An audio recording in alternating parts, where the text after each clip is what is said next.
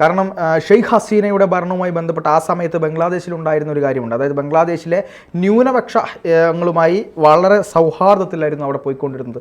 അവിടെ ഒരു ഇസ്ലാമിസ്റ്റ് ചായവുള്ള ഭരണമൊക്കെ ആയിരുന്നു ഷെയ്ഖ് ഹസീനയും കാഴ്ചവെച്ചത്.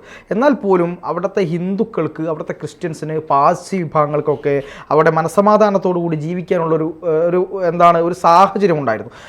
ഹിന്ദുവുമായി ബന്ധപ്പെട്ട് ഇസ്കോണിന് അവിടെ നല്ല രീതിക്ക് പ്രവർത്തനങ്ങളുണ്ടായിരുന്നു, പ്രവർത്തിക്കാൻ കഴിഞ്ഞിരുന്നു. അതുപോലെ തന്നെ ഹിന്ദു സേന എന്ന് പറയുന്ന ഒരു രാഷ്ട്രീയ സംഘടനയുണ്ട്.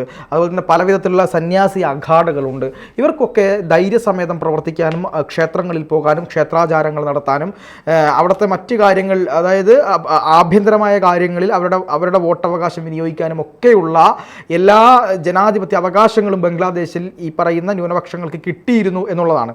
അപ്പോൾ അങ്ങനെ ഒരു സൗഹാർദ്ദത്തിൽ ജീവിച്ചു കൊണ്ടിരുന്ന നാട്ടിലേക്കാണ് ഈ പറയുന്ന സുഡാപ്പിത്തരം ഉള്ളിൽ വെച്ചുകൊണ്ട് ഇത് ഞമ്മൻ്റെ രാജ്യമാക്കുക, ഇത് എന്നിട്ട് ഈ രാജ്യത്തിന് വേണ്ടി അള്ളാഹുവിൻ്റെ രാജ്യമാക്കി മാറ്റുക, എന്നിട്ട് ചത്ത് കഴിഞ്ഞ് മുകളിൽ പോയിട്ട് ഹൂറിയെ കാണാൻ കിട്ടും എന്നൊക്കെയുള്ള നിലപാടെടുത്തുകൊണ്ട് അവിടെ ജമാഅത്തെ ഇസ്ലാമി മൗലാന മൗദൂദിയുടെ ആശയം കൃത്യമായി നടപ്പിലാക്കുന്ന ആളുകൾ അവിടേക്ക് വരികയും ഒരു വിദ്യാർത്ഥി സംവരണത്തിൻ്റെ മറവിലൂടെ ഇടിച്ചു കയറുകയും ചെയ്യുന്നത് നമ്മൾ നേരത്തെ ചർച്ച ചെയ്ത കാര്യമാണ്.